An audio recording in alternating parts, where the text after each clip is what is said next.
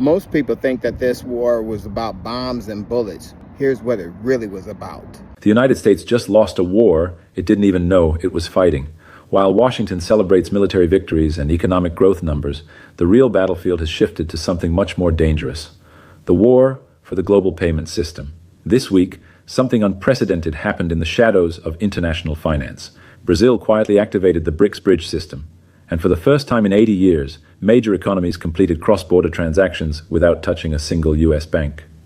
The American media is not reporting this story, but I can tell you, as someone who spent decades inside the system, this is not just another trade deal. This is the financial equivalent of splitting the atom, and the explosion is coming. You see, the United States has enjoyed what we call monetary imperialism for nearly a century.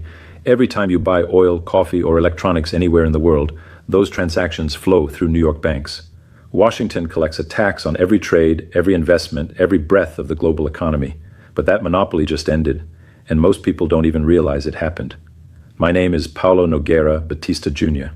I served as executive director at the International Monetary Fund. I sat across the table from finance ministers of collapsing nations. I know how empires fall. They don't collapse from outside invasions. They collapse when their money stops working.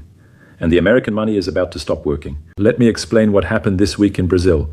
President Lula signed an executive order that sounds boring to most people, but this order just declared independence from the US financial system. Brazil can now trade directly with Russia, China, India, and South Africa using our own central bank digital currencies. No dollars, no SWIFT system, no permission from Washington. Think about what this means. When Brazil sells soybeans to China, we no longer convert our reais to dollars first. We settle the trade instantly using blockchain technology backed by our central banks. The transaction is faster, cheaper, and completely invisible to US regulators. For 50 years, America's greatest weapon was not their military, it was SWIFT, the Society for Worldwide Interbank Financial Telecommunications. Every international bank transfer in the world flows through this Belgian company controlled by the US Treasury until now. The BRICS bridge is not just an alternative to SWIFT.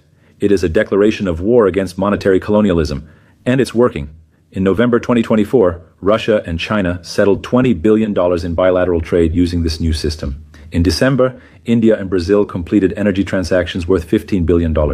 By January 2025, South Africa joined the network. The numbers are still small compared to the global economy, but remember, every revolution starts with small numbers.